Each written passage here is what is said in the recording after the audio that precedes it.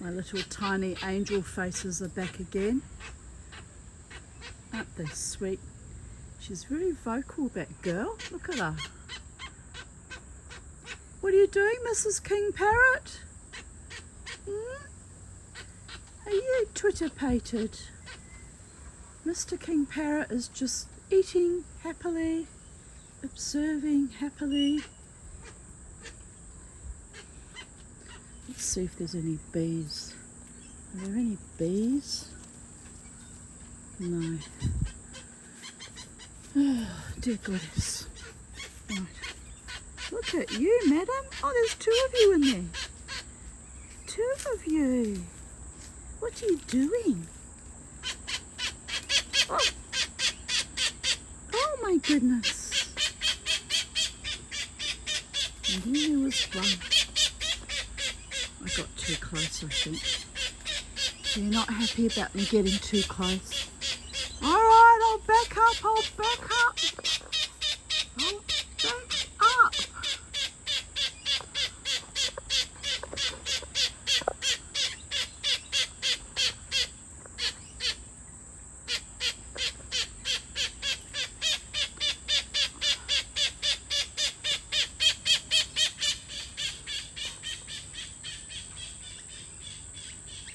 Funny guys. Funny guys. Alright, there was another one up here, wasn't there? Don't know where she's gone. She's still up there?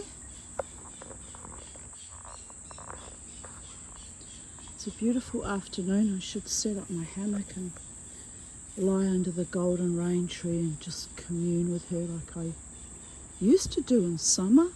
Don't know why I stopped doing that. Haven't done it all year. It's good to commune with her.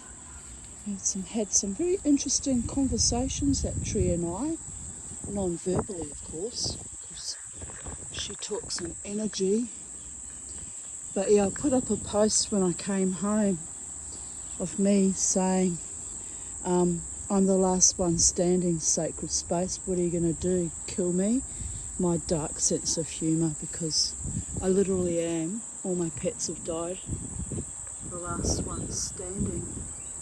That little Cooktown orchid's finally growing. It's doing remarkably well. It's been about 4 or 5 years sitting there, barely hanging on. It was gifted to me by my beautiful friend Robin Lawson. And there's a stocking wrapped around the tree with kind of a broken down sieve that used to belong to a coffee machine. That I keep sort of fertiliser in to try and keep that orchid alive. So whether it is the fertiliser keeping it alive or it just decided to choose life, I'm not completely sure. But it's finally growing. It sort of existed with just one set of leaves, and I'm happy about that, people of Earth. I'm happy about it. So sacred space is killing off all my pets, and potentially I'll be the last one to go, but the plants will outlive me, hopefully.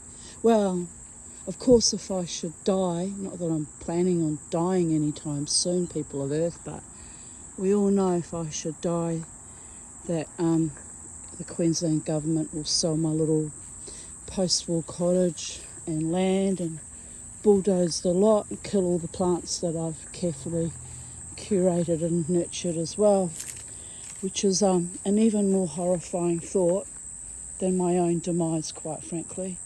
Sometimes I just hang in here just as an act of defiance, keep the land thriving, but there's something evil on this land that kills all my pets one by one by one by one.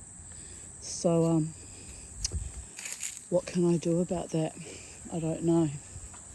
Maybe do some more offerings to the Fae and some more gigantic fucking Tanya tantrum shamanic dances. I don't know what to do about it. I know for a fact that when I used to keep poultry, they were dying mysterious deaths, and then I caught the BCC putting poison out on the verge to kill weeds, which was probably drifting across killing all my chickens. So that explain that mystery. But the thing with Charlie was she wasn't well for quite some time. Even when I got her, she had a habit of pulling out all her feathers. So I guess she did well lasting to roughly age 11. Well, hello. Hello there. Joining in on the video and the conversation. She says, don't worry, Mama T. We wild birds are watching over you. We still love you, you crazy old chickie. We haven't forgotten who you are. Lovely. All right, well, I scared the king parrots away in my enthusiasm. So there is that. I'm going back to start reading another ghost story for my YouTube channel, which will keep me occupied for about 2 hours. I had a lovely visit with my childhood friend, Margaret Jakovac, which was just wonderful. And I'll see her again on Friday. So I'm a very happy, contented Mama T. Bye for now from Sacred Space at Titania's Realm.